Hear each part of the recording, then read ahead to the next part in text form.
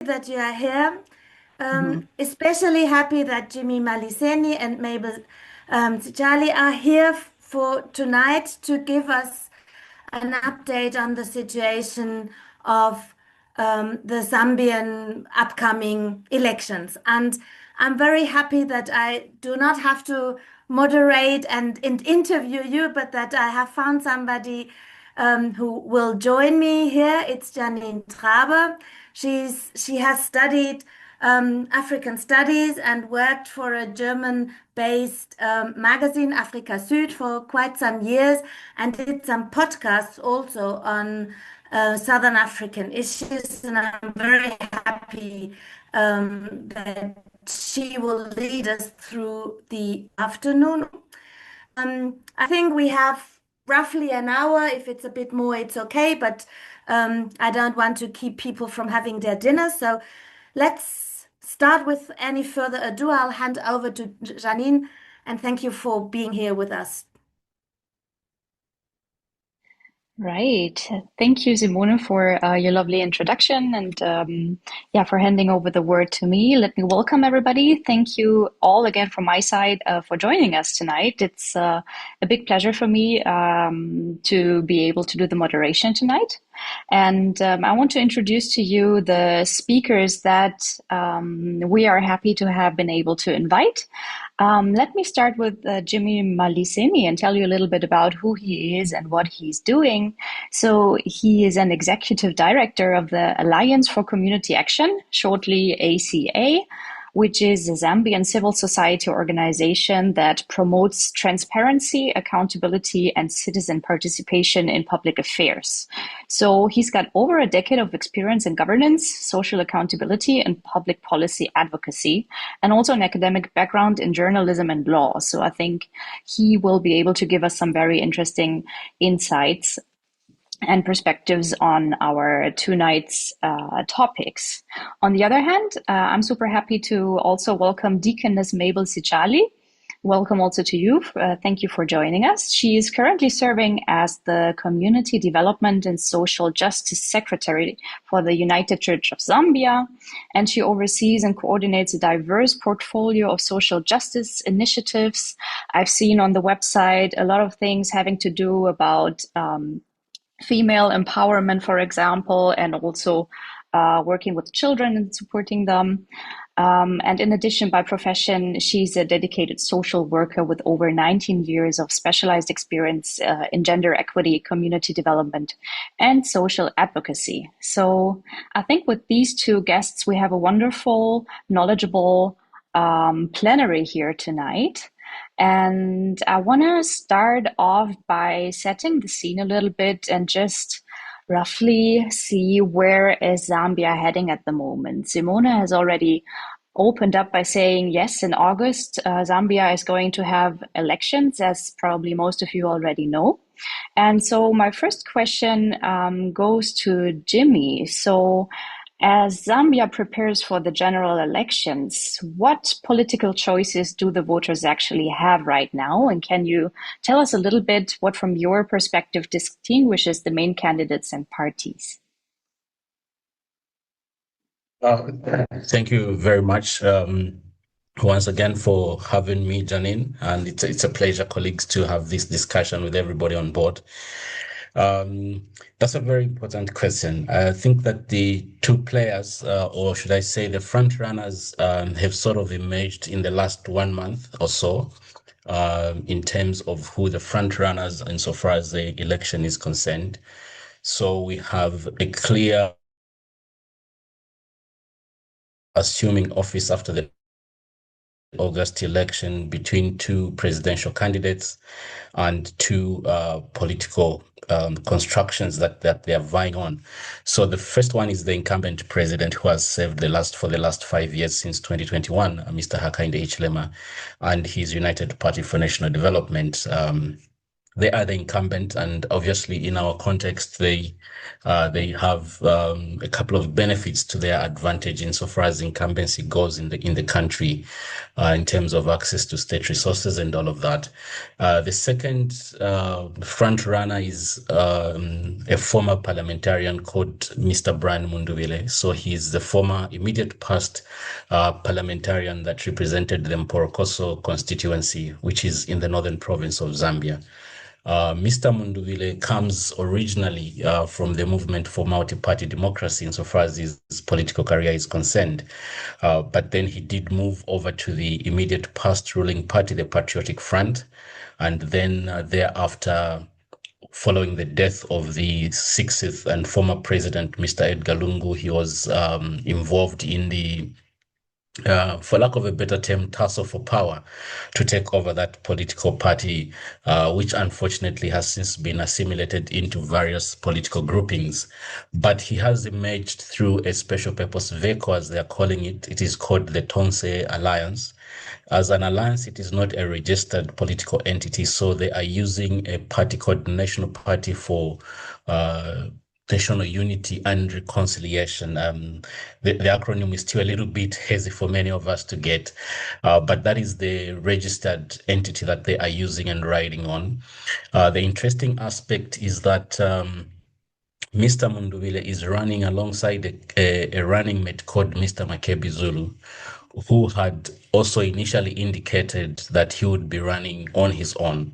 So the current situation is that the two of them initially used different political parties, and Mr. Makebi Zulu's chosen party went ahead and filed nominations for candidates. So administratively and in practice, they are running mates on the presidential ticket, but in some instances, they are also competitors in parliamentary and local elections because the two of them had initially opted to go their separate ways.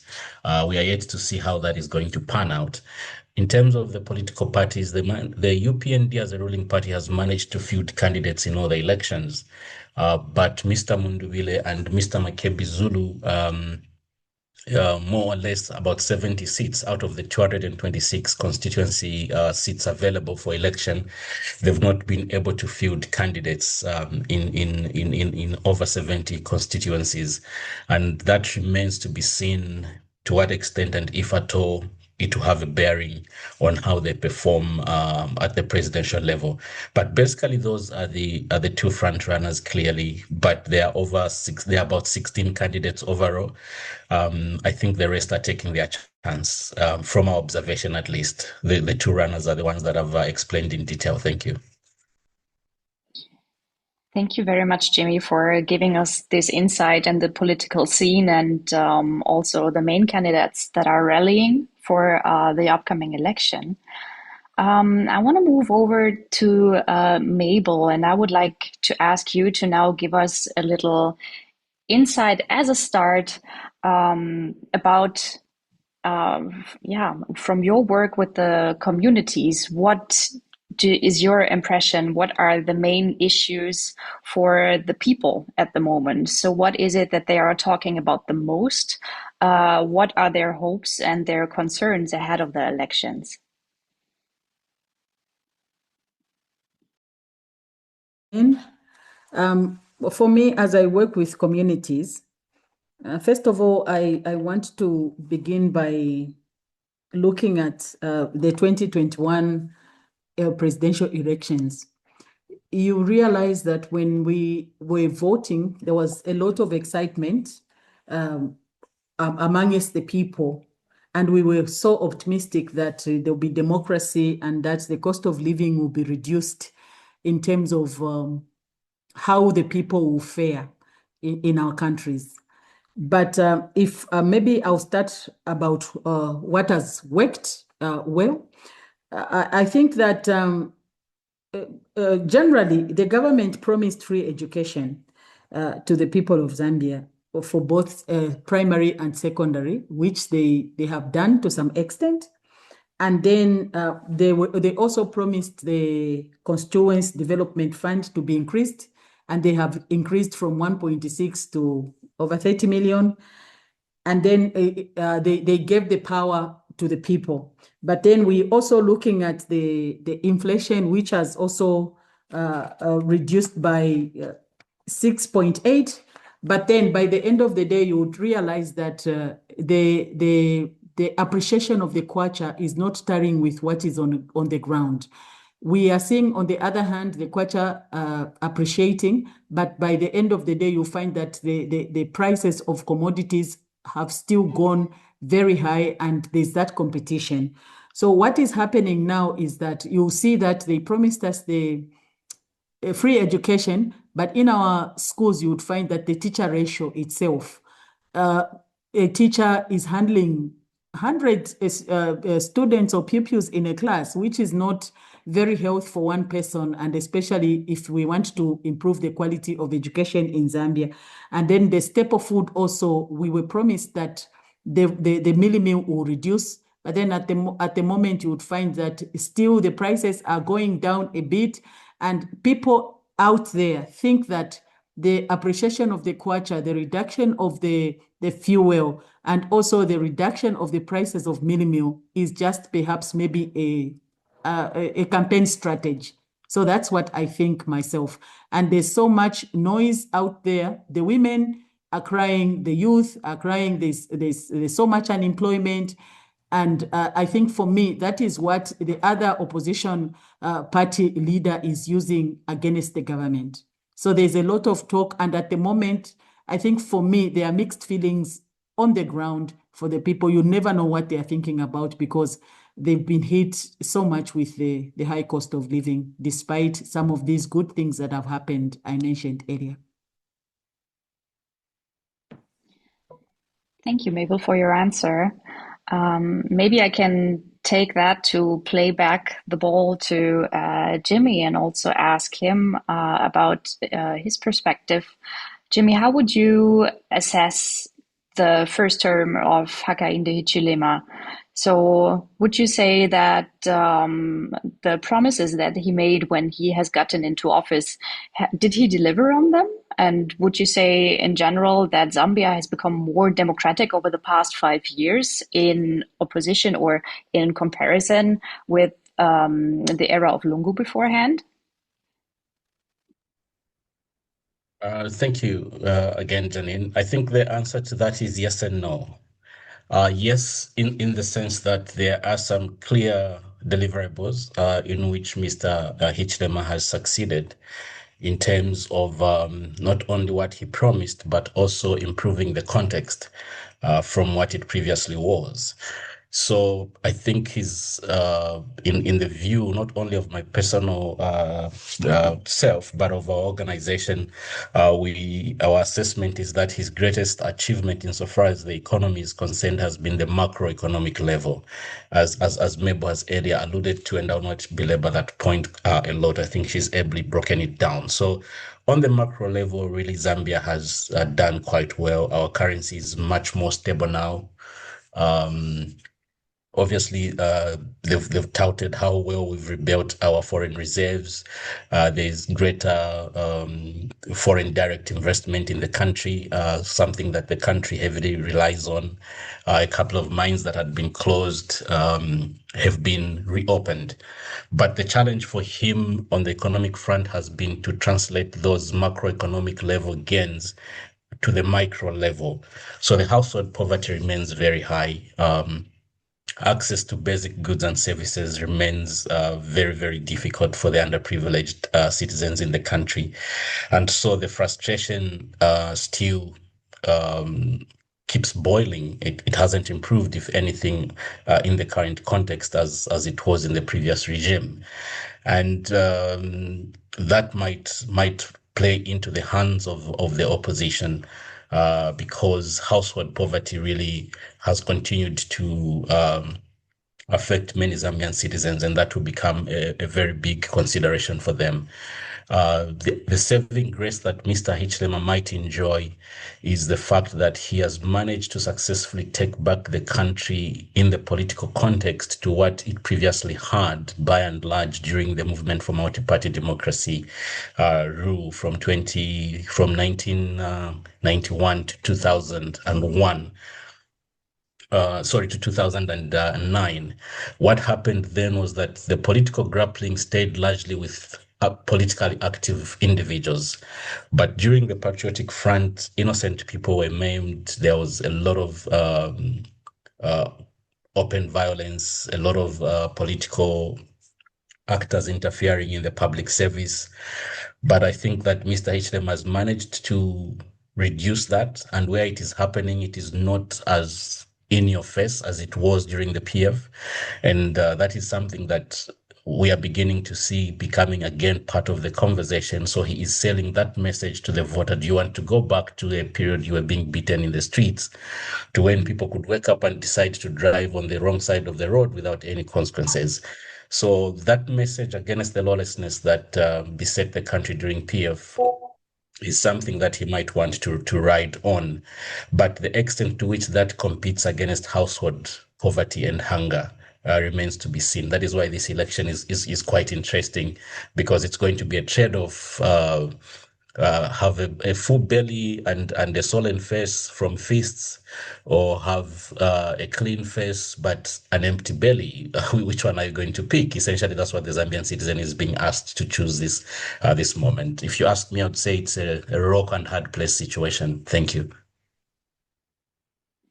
Yeah, that also matches quite well what already Mable said in her answer before about that this issue of poverty and feeding your families is like really immense at the moment for the Zambian population. But Mable, from your perspective, like looking at that you are entangled in both the churches and also the civil society in your engagement. From your perspective, would you say that the space for civic engagement has changed during this first term of Hakainde Hichilema? I think that for me, first of all, I want to speak from the perspective of the church.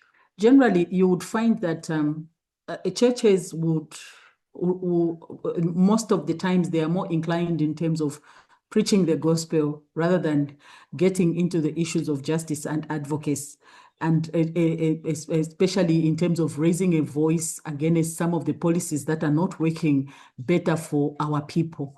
So you would find that most of the times, sorry to say that, the churches would either, sometimes some of the churches would get they'll be more inclined to this or the other candidate, or sometimes they will choose to be silent and remain passive. For example, I would give you an example of for example, the Constituency Development Fund we are seeing here.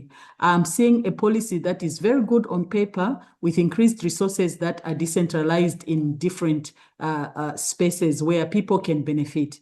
But when you look at it in reality, you see that there are not many poor people, there are not many groups of women or youths who have gotten this funding. And yet we see some of these projects that are happening they are happening and they are there. But when you look at the people that are supposed to benefit from these things are not there. So for me, I'm thinking that, and in terms of how people express themselves, I'd give, for example, both the opposition and the ruling party. You see that there are a bit in-house intra conflicts that are happening, and you see this candidate is aggrieved, and when they want to express themselves and stand as an independent, you see that the cadres or the supporters for either the ruling party or the opposition party would be there to castigate this person. So for me, I think that in terms of expressing themselves, these people that are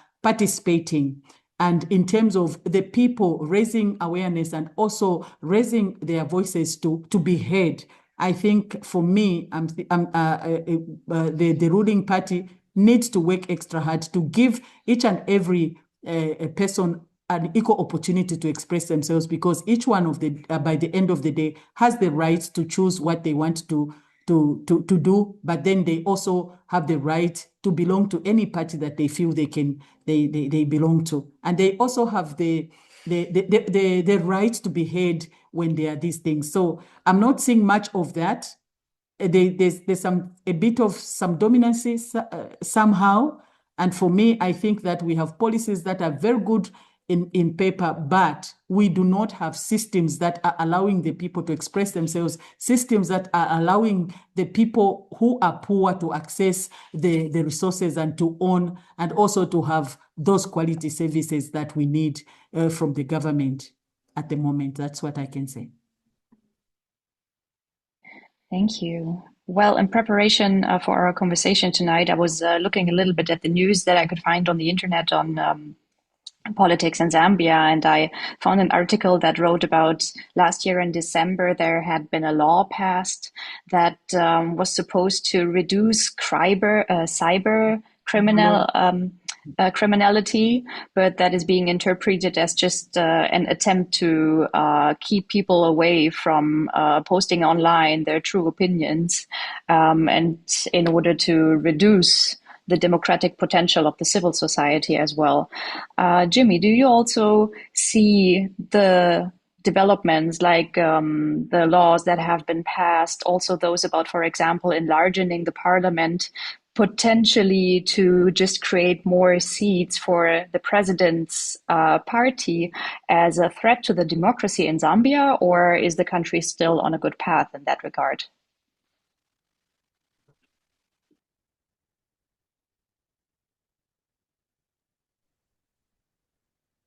Thank you, Janine. Our view as the Alliance for Community Action is that is a potentially very dangerous path on which the country finds itself, insofar as the constitutional amendments that you've referred to and the passing of the Cybersecurity and Cyber Crimes Acts. So the two acts of parliament came earlier before the constitutional amendment. What happened was that the PF had earlier, through the late President, Mr. Edgar Lungu, passed what was called the Cybersecurity and Cyber Crimes Act. It was a single act of parliament. We are on record as having opposed that because of its overreaching provisions. Mr. Hichilema, as an opposition party president, then undertook that he would repeal that act, but not replace it. Instead, what they did as UPND was to not only replace it, but split it and expand it. So instead of having a Cybersecurity and Cyber Crimes Act, we now have a standalone Cybersecurity Act, and we've got a Cyber Crimes Act that also stands independent of each other.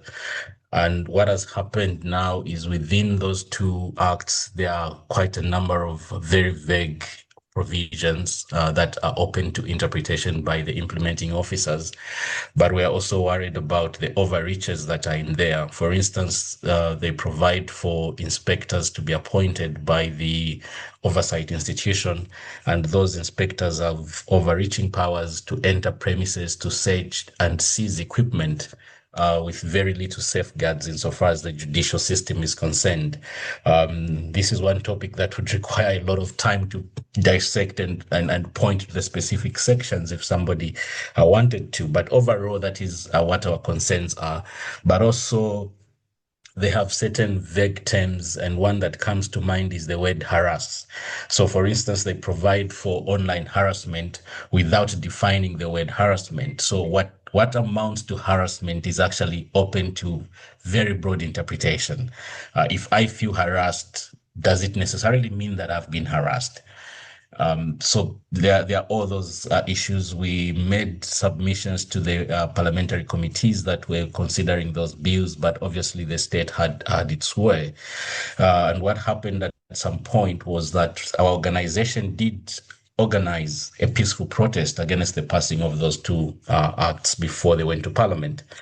And when the president got wind of our intention to hold a mass peaceful protest, he suspended their consideration in parliament and called for a meeting with civil society organizations at State House, our national seat, where the president operates from. And we had a meeting with the head of state, and we agreed on a roadmap on how those bills could be revisited. But I must say that what came out of that process was not progress at all. And then to the second issue of the constitution that you've asked about, we have done something that we consider mischievous, and so far I've not been able to find another country that has made such constitutional provisions. So we have introduced the mixed member proportional representation element in our constitution. As you'd know, Germany, I think, has some of those provisions, similar provisions, Zimbabwe, South Africa in the sub-region.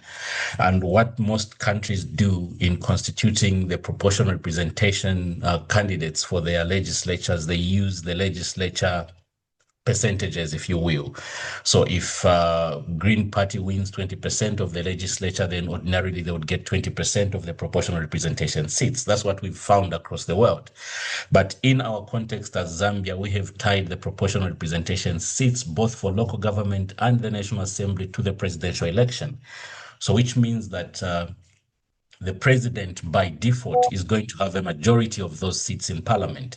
The reason why that will happen is because we have a threshold for becoming president, which is at least 50% of the vote.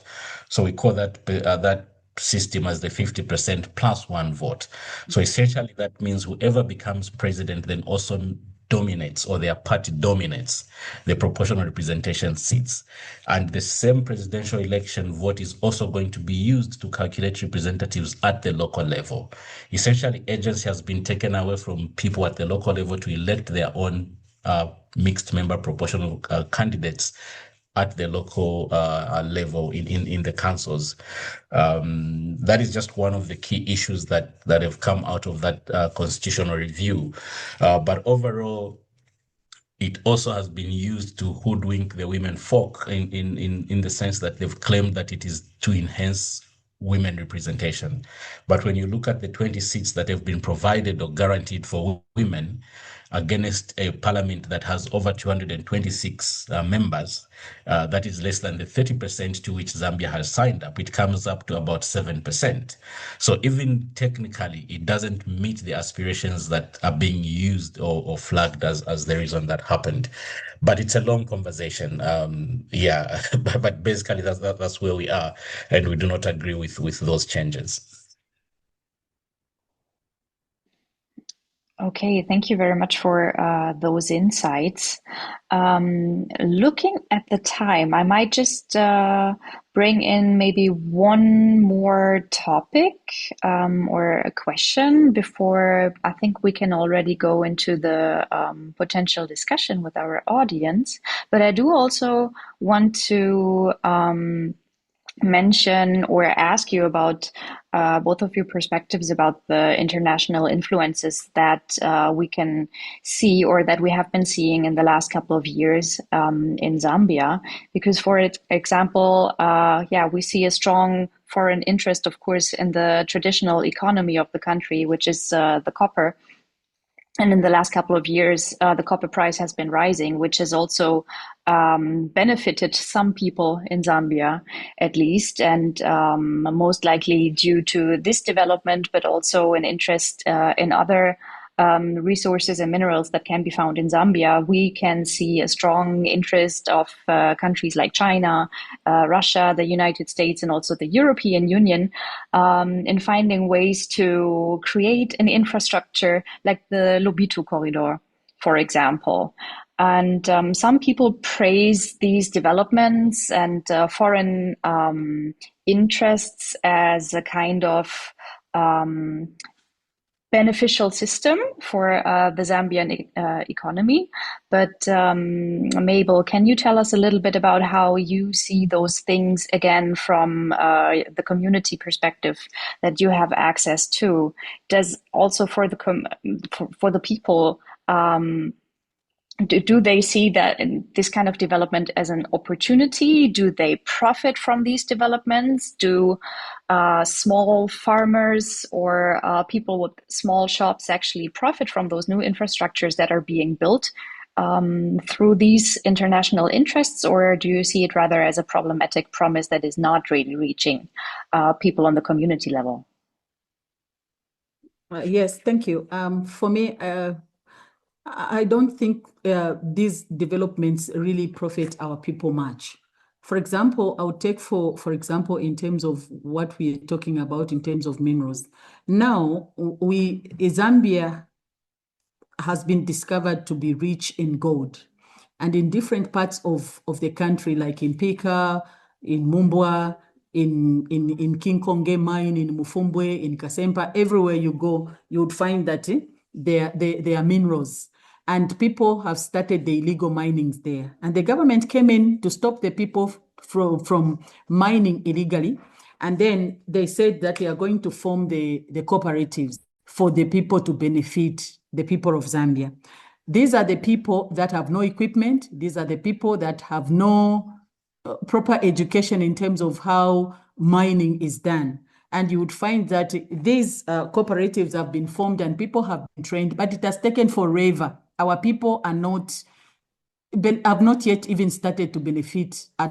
But when the people go on the ground and they take it upon themselves to go and mine, then they are castigated, they are beaten, some of them are shot. And we've found that there are a lot of deaths that have been occurring as a result of these illegal minings. So for me, I'm thinking that for example, the Lobito corridor that you've just mentioned, maybe the question we should ask ourselves is that who is going to benefit? Is that corridor going to help the Zambian economy to improve? Or it is one of the things that the people with money, the multi-cooperational institutions who have so much money will be using in terms of exploitation and extracting the minerals from our country, and very little is given to us. We have, like you look at mining in Zambia, it's in the hands of the foreigners. And when you look at the places where there are mines, for example, in Kasempa, I come from Kasempa myself, you realize that they have rich gold, first grade. But by the end of the day, you look at the roads, you look at how poor the people are, you look at the poor water and sanitation, you look at the poor health services and even the hospitals, and including the schools that are there. Even if the government is claiming to say that they are giving us the free education, the free education, is it in quality or in numbers? So you see that these developments that are coming, necessarily the big chunk, the big percentage of the resources and the proceeds that come out of those minerals and the mines and different developments that are happening within our country, you would find that go to those people that bring the money in the country. I'll give an example. We have a campaign where we are talking against the heavy use of these dangerous chemicals that come in different names. A farmer is not aware. They are not even using protective clothing. They are just told, if you spray this, it is going to kill the aphids. But then by the end of the day, you would find that it is killing our people. There's so much disease. There's so much danger, degradation of our soils. There's so much tree cutting by the same called Chinese. They are taking our mukula trees. But by the end of the day, you would find that when they go and add value to where they are going, the end result is that the products that they make out of our minerals, they make out of our natural resources, become very expensive for our people to afford, even to buy them. It's the people that come from outside who have decent housing. Our people have got very dilapidated housing. Most of the things leaves a lot of things much to be desired. So I think for me, we need our government to start thinking and to be more practical and to make sure that these resources really benefit the people of Zambia, which we are not seeing really, especially in the communities. You can tell by the poverty levels in our communities in different parts of Zambia. Thank you. Yeah. Okay. The way you just described it to us sounds unfortunately very similar to what we can also see in several other Southern African countries that suffer from these new kind of dependencies that this international engagement is bringing with it, and those almost neo-colonial pathways of extraction of mineral resources, which is, of course, not the way that it is sold to the voters. So maybe as a last question, and I want to ask the same question to both of you before we can go in the discussion with our audience, would be what kind of questions would you advise the voters in August to ask themselves before giving their vote? And since Mable was just talking, maybe Jimmy first, please. Thank you, Janine. I think I have a very short answer to that. For us as an organization, we always encourage voters to ask one question and one question only when they go to vote, which is, of all the candidates available to me, which one of them will best attend to my felt needs, my personal needs. We've always argued that the vote must be a very selfish undertaking. So look at your priorities as a voter. What is important to you? And then look at the candidates available who is best placed to deliver on those things that matter to you. Thank you. Thank you, I Jimmy. think for me, the voter should ask themselves, am I voting emotionally or on tribal lines? Or is it what I'm voting for going to benefit me by the end of the day? Is my vote, if I cast it today on that particular person that I want to vote for, is it going to bring change? Is it going to bring the good economy? Is it going to bring the good quality of life and improved livelihoods for especially the masses, the poor, the ones that vote?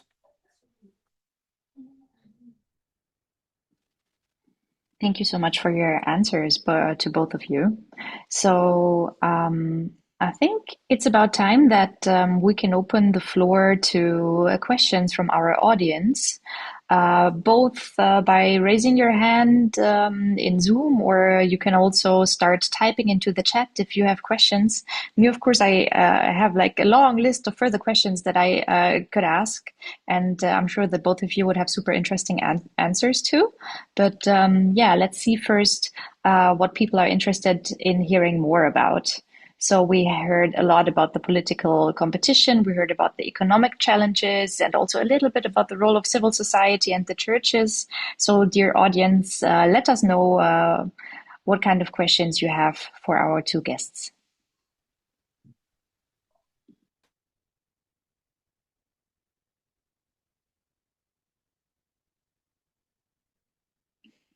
Simone, please. Yeah, thank you very much, both Mable and Jimmy, for your wonderful presentations. It was really, really interesting. I remember when Boniface and I met both of you in Lusaka, we decided that it will be a good idea to take the two of you, and I think it was a good idea indeed. You gave us a good insight into the current situation. Hardly anybody in Germany is really bothering about Zambia, and that might be also the reason why we are so little today. But those who are here, I think they now have a better understanding of the country as such. And for me, with what you said now, but also what I heard in February, I think it's a very tricky situation on the one hand, that there are positive outcomes of the last 4 years, that there is a different way, maybe at least in the beginning, of doing things, of dealing with civil society. But we also have heard what Jimmy said when he talked about how to engage with government, that there is a kind of open door, but in the end nothing happens. So the question is, what does that mean? And I also know we have heard from a member of parliament who said Hichilema doesn't like demonstrations. He says that he rather wants to talk. So this is a big dilemma, I guess, for civil society and political organizations. And I'd like to, just to hear more about your strategies. What is it that you do? How do you do it? And even going a step further, what do you want us to do from the European side, from a solidarity perspective? Thank you. Okay, who wants to answer first?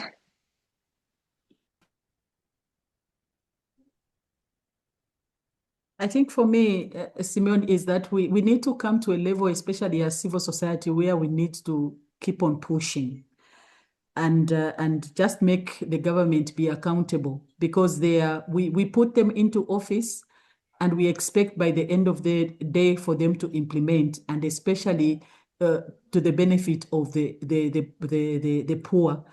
We find that because of what is happening, the the voices are shrinking, especially from civil society. But I think I want to invite each one of us that we begin to work together and create a stronger voice and put pressure on the government so that they begin to respond to things that matter, rather than for us to keep quiet. Like it is when I look at the situation of what is happening now, you would find that we are more on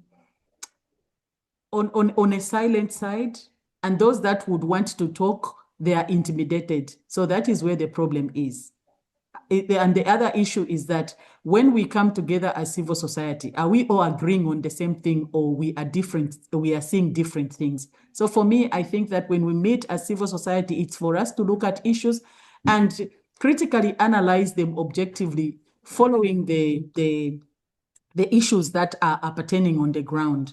And when we speak like this, it doesn't mean that we hate either the president or even the opposition party, but we want things to be corrected, and that we want the promises that we are given to be implemented. And surely Zambia is not a poor country. We have so many resources. It's the systems in place which are so theoretical and which are not bringing that outcome that is expected by the end of the day. That is my comment. Thank you. Jimmy, do you also have to share something about this diversity of matters that Simone has raised? Yes, sure. And I agree by and large with Mable that we should continue engaging. I think that we should also continue our advocacy that is evidence-based. Sometimes our government tends to cave in, if you will, use that term, when the evidence becomes overwhelming, especially in terms of policy directions and decisions that they are making. But I also think that the other thing that civil society can do to change the context where you appear to be having dialogue, but it is not translating into actual changes, is to reach out to partners that have leverage. So we are a country that is still quite dependent on cooperating partners, for instance, and we are aware that some of those cooperating partners tend to have leverage with our state actors. And I think that civil society now needs to begin to cultivate relationships with people that hold influence at the higher levels of power, so that at least they can try and help to push a progressive agenda. But in doing so, we should be careful to ensure that we are not surrendering our sovereignty. So it's a balancing act, really. You want cooperating partners to help, but it should be for progressive purposes that benefit the people, and you're not surrendering your sovereignty to foreign powers, as it were. But it's going to be a difficult act, because this government has shown itself to be really smart in appearing to be, interested in dialogue, but at the end of the day, they'll still go ahead and do what they wanted to do in the first place anyway. Thank you. So I see a question from Karine, or at least she's raising her hand. Yeah, hi. It's actually not necessarily a question, but it's just a contribution to the ongoing conversation, because I'm also from Zambia, and I think I just wanted to add to this particular dialogue that I feel one other thing that civil society should invest in, or what Simona, like you said, what can Europe do, like the European Union and all of that? Like, what kind of support can they offer to Zambia? I feel like in a situation like this, and speaking of a country that has got literally a biggest chunk of it as young people, I feel like they should be a deliberate investment in trying to ensure that the young people are well informed about the different political parties that we have, their manifestos, and what exactly it is that they want to bring to the table. Because I've been following the conversations online, and yeah, I feel like there's still no much clarity on what exactly is the UPND going to deliver. Of course, there are those 5 things that they're pointing out, but do we really understand how it's going to be delivered as young people? So I feel there's an urgent need in ensuring that the biggest population in Zambia is well educated and well informed, so that even as they go to, the voting polls and all of that, they are well aware of who exactly they are voting for and why they're voting for that particular person, and that and also are their interests being represented well enough as young people. Yeah, I just felt I should add that, because I feel if we're leaving the young people behind, then we're definitely missing out on something big. Yeah. Thank you for this addition. I think this is something really important to raise, because recently we have seen, for example, in Madagascar, that the young generation was even able to impeach the president and scare him out of the country. So they really do hold a lot of power. Does one of our speakers, Mable, Jimmy, do you have something to add to that? It was not particularly a question, but maybe there is something you would like to add.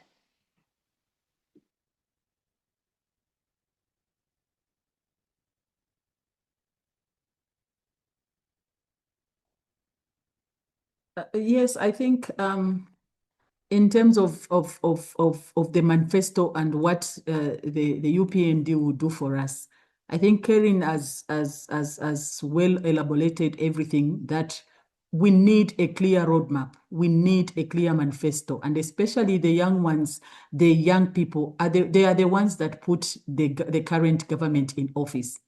So when the government is just telling them stories and they are not clear. So I think that is where the dilemma is. So there's need for clarity. There's also need for the government to prove. They've already proved to us that they can manage the debt, they can build schools, they can be a democratic government. There's also some economic restructuring. But for me, I keep saying that it's always theories, too much talking, rather than the implementation aspect of it. That is what we are lacking. And on fulfilling the promises that they make. So the young people are not interested in the theories or what we can tell them in those beautiful voices. They want to see the actual things happening to them. They want to see the promises being actualized. And when we talk about CDF, how are the people benefiting from that? Is it just on paper? Is it just there to tell the people that this is what we can do? When in the actual sense, when you go underground, you would find nothing much has been done. Thank you.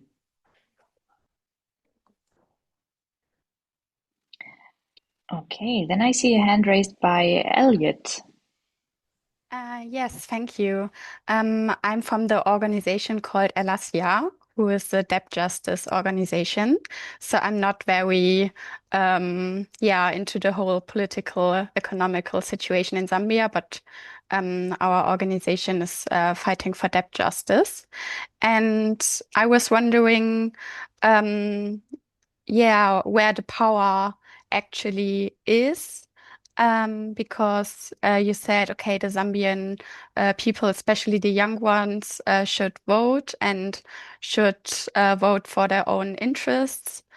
And on the other hand, there are some big players and international players, like the G20 and the IMF. And I was wondering, how do you feel about how much change can happen inside the country without the solidarity and the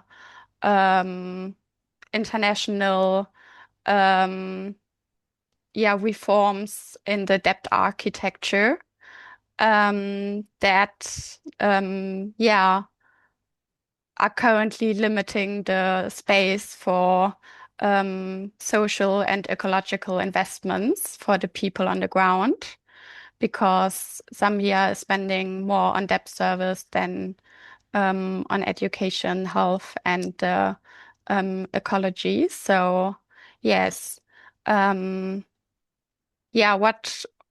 can people and young people in Germany, for example, do, or in Europe do, to raise their voice, and how can this, support each other from the activism in Zambia and the activism in Germany? Thank you.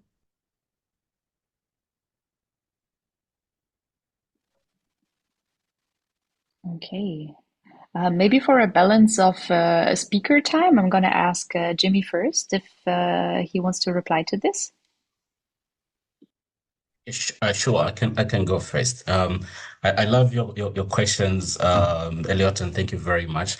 I'll begin with the last one. I think that the collaboration or the lessons that can be shared between Zambia and Germany in terms of activism and ensuring that citizens are able to drive change is what citizens can effectively do to make government accountable between elections.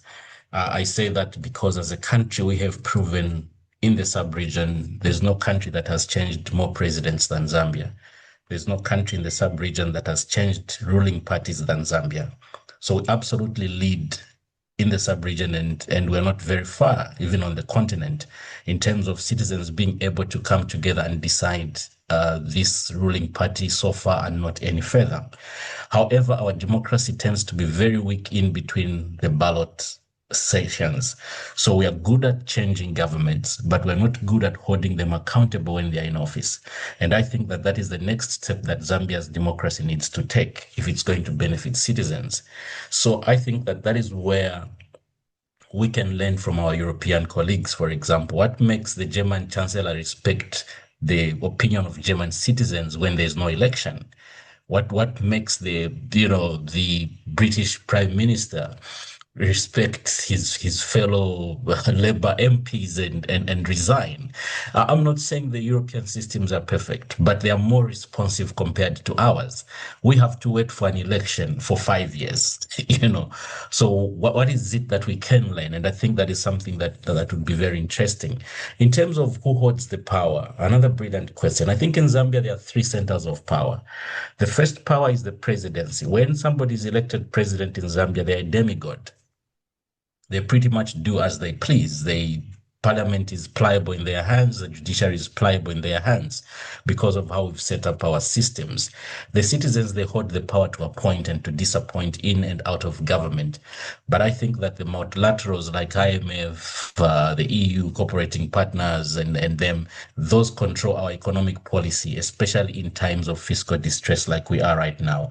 So I do not think that we have a single center of power in Zambia. Given our context at any time, there are these pockets of power that make decisions for the country. And I think that is a very difficult situation we find ourselves in. Thank you very much. Okay, there was a hand raised again by Elliot. I think this is probably to reply to Jimmy, right? Yes, I just want to share a very short story about our left party in Germany, who has started in the last couple of years to go to the doors and talk to people about their problems and about their wishes and hopes for the future. And they do it not only before elections, but also after elections and between elections. So I think the left party is getting, very or stronger in Germany for the last couple of years. And one reason is because, they manage to very listen to the people and speak their language and speak from their hearts and hopes.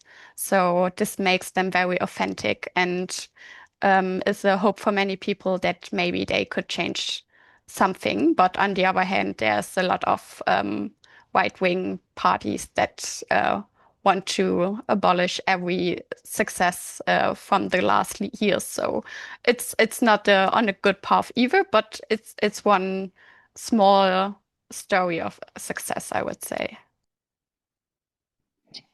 Thank you for sharing that also with our guests as a potential idea for listening closer to the voters' needs and demands. I also see a hand raised by Karine, but before I go ask her about her question or comment again, I also want to give Mable the chance to reply to what Elliot had raised before about the debt that Zambia needs to pay back, and also the question. There was a lot in that question, but I hope I can summarize it or narrow it down to those two things. The debt reduction on the one side, and on the other hand, what Europeans can do in order to form alliances and support the people in Zambia.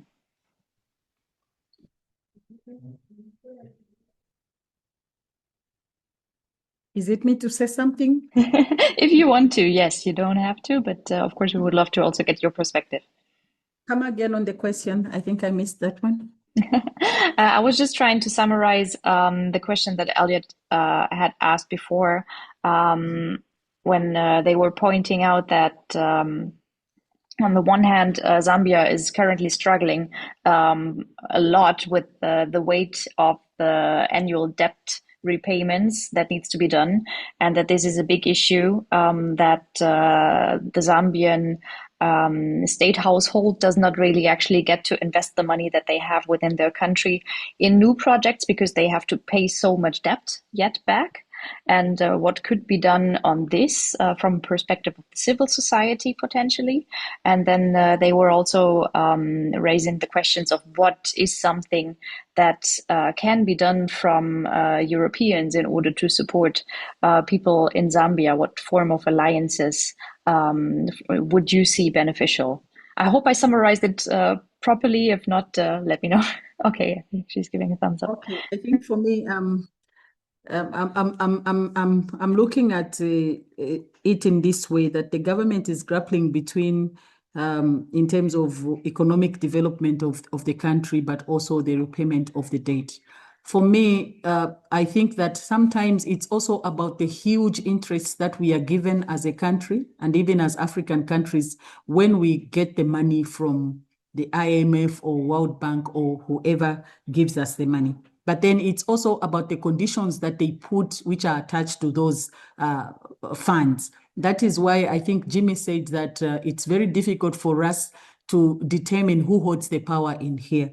So sometimes you would find the governments in Africa and particularly Zambia behaving the way they behave, not because they want to do certain things, but it's because of the conditions, the contractual conditions that comes with the funding and the aid that we receive by the end of the day. So for me, I think that the European community can help us, can engaging in terms of how we negotiate for the funding that we get and also the interest rates. But then also to advocate that some of the dates that Zambia have is coming from the previous regime and even from the other regime. And these are perpetual dates that we have and they never finish. So what are some of the things that we need to do even as civil society? So as civil society, maybe it's for us to begin to engage the government in terms of fiscal discipline, so that when they are to get money, why are they getting money? Is this really matter?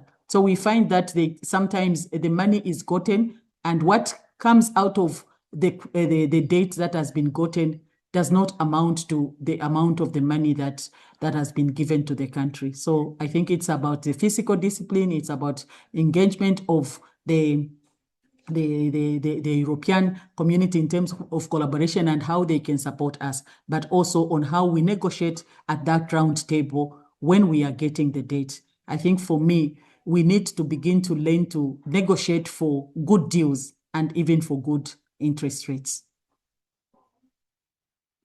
Yes, that's what I can say for now. Okay, thank you, Mable.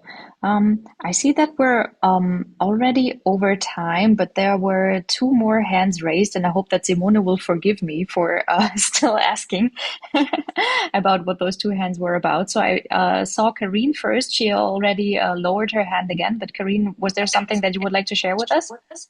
I actually wanted to say something similar to what Mable has mentioned. I think I wanted to make a comment on how the different civil society organizations here in Europe can do their lobby work to ensure that most of these policies that are being implemented here in Europe also reflect the interests of, countries in the global south, because I so much believe the decisions that are being made here impact Zambia, they impact pretty much any country in Africa to a larger extent. So I also just wanted to kind of, yeah, I think mention the same things that she was alluding to.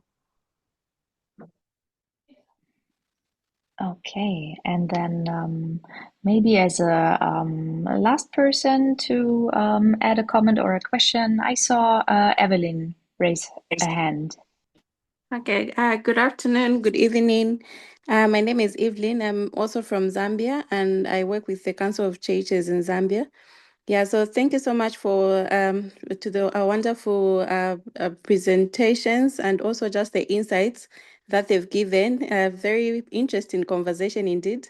Yeah, so I just wanted to comment on, I think Elliot made a comment about citizens' participation, especially in the governance processes, and having an opportunity to also work with grassroots communities. I think one thing that I actually noticed, and also an area where collaborations can also come in with, of course, the European countries or European Union here in Zambia. I think one issue I noticed, and I think Elion touched on it, was the issue of most lack awareness, civic education awareness. And I think that is also still being capitalized on by most of the political parties that are actually even doing campaigns right now. Yeah. So I noted that a lot of, citizens, a lot of communities lack awareness and aware of most of their constitutional rights. They're aware of the different governance structures. They're not aware of how they're supposed to engage decision makers after elections, yeah, and this has most also led to a lot of weak citizen participation in policies, and most of the times in budgets. And you even find even most of the policies that we're talking about here, I think the cybersecurity policy, the Public Order Act, there's been limited participation from most of the communities, including certain groups like women, young people, persons with disabilities, and of course, rural communities. And when it comes to election period, I feel like that is being taken advantage of, because they know that, these people do not know what their rights are. They do not know what it is that they need. So I feel like there's a lot of need, even post-elections, a lot of need for continuous civic education in the communities, and also to just strengthen social accountability mechanisms in the communities where citizens, communities are able to engage in key issues such as the public budget tracking, the budget issues, the debt issues, the public expenditure monitoring. Yeah, so I think there's need to strengthen that, to strengthen awareness in civic education, and also just strengthen just strengthen these social accountability systems and mechanisms at community level. So I think that's what I can add and say. Thank you so much.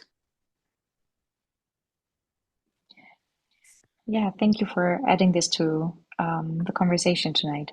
I don't know, Simone, shall I hand over to you again?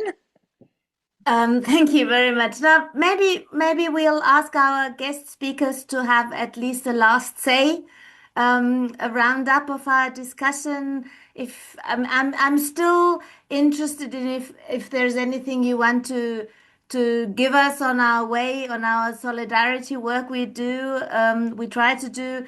So if you have your last words before I close the evening, that would be lovely. Maybe we can start with Jimmy and then Mable. Thank you, Simona, and thank you, Janine, and everybody that's been on the call. I think that my closing remarks are to say thank you very much for the opportunity to have this discussion with you, and also to request that you keep your doors open for learning and sharing, because obviously upcoming context for the country is quite unknown. I think we are going into a very unknown territory. Some of the headlines in the newspaper today were that the president and the other front runner, are both accusing each other of trying to manipulate the outcome of the election. And that creates a level of uncertainty in the country. So it suggests that regardless of who wins, the loser might not take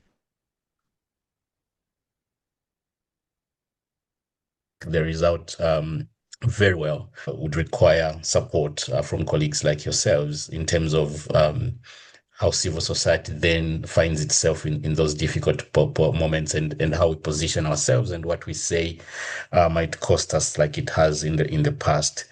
So thank you once again for having us, and we hope that we can engage some more soon. Thank you. Thank you. I think for me, the upcoming 2026 elections is less about statistics and more of a referendum on the character of Zambia's democracy. We are seeing that we are talking about the word democracy, but we see that it cannot even survive on an economic restructuring alone while civic freedoms are starved. So where we are now, like Jimmy has said, Zambia is at the critical crossroads. And for me, when I read the mood, there's a possibility that people will not vote for something that is going to bring much change. They might vote on tribal lines. They might vote based on emotions and what appeals most in terms of what they hear from the candidates who are standing. So that's my last comment. So we need your support, and I just want to say thank you so much for giving us this opportunity to air our views, but then also continue giving us that support, and we'll keep on knocking on our doors, like Jimmy said, whenever we would need help, and especially in terms of analysis and how the outcome of the elections would be. Thank you very much for the whole evening. Thank you very much for your insight, the time you've taken to talk to us. And I would like to hand over to my colleague Boniface Mabanza, because when we were in Zambia in February, we thought it might be a good idea to have an online meeting before the election, but we also think of having a meeting in person in October. And maybe Boniface, you can elaborate on what we are planning at the moment. Thank you very much, Simone. Maybe before I go into that, because it's a very short, we are in the first steps of trying to put something in place. Just one comment on the debt issue. I think one crucial step for African countries would be what the African Union has started. They have realized that the kind of institutions we are having globally for debt management, especially the role played by the rating agencies, are not in favor of African countries. And the only answer should be creating African institutions for debt management. And I think we need pressure from different countries in order to accelerate the processes. It's the only way to try to build another management of the global debt. Regarding what we are preparing, we hope we will be able to put everything in place. Right now, we are planning to organize a physical conference. If it goes well, it will be in the city of Dortmund, the 24th of October. It's the Zambian Independence Day, if I don't mistake.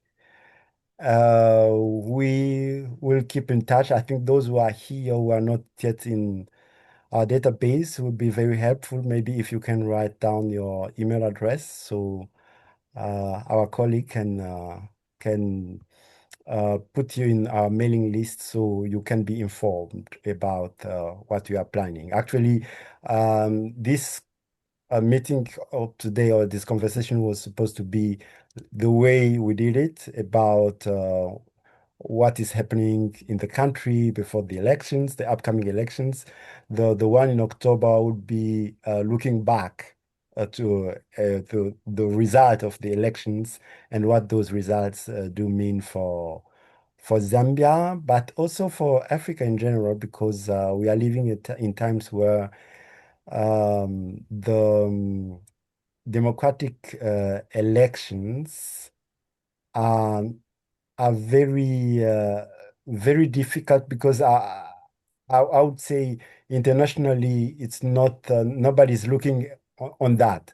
That's the reason why it will be crucial how Zambia would manage really to organize a good run elections, because if there's no mechanism from intern to navigate the Zambian democracy, there's nothing to expect from outside, because the geopolitical landscape we are in right now is not in favor of looking after democracy. Thank you very much. I already have 2 more email addresses. We will keep you informed about our upcoming events. Dortmund is not very close to Lusaka, but we might even be able to do it hybrid so that everybody can join us from wherever they are. Thank you very much, first and foremost, to Mable and to Jimmy for your insights, your time tonight, but also to Janine for her very good moderation. She brought us through the evening. It was very interesting to listen and to hear her questions, and giving Mable and Jimmy a platform to talk about the real issues. Thank you very much, the 3 of you, to be here tonight, and for everybody else to cope with the heat. I don't know where you sit, but hopefully you have something cold to drink after that, and we'll keep in touch, and we will definitely also be online during the elections to make sure that in Germany we will follow up on what's going on, not only the day of the elections as such, but also the days before and after. Have a good night, have a wonderful weekend, and see you soon. Hopefully, all well. Bye bye.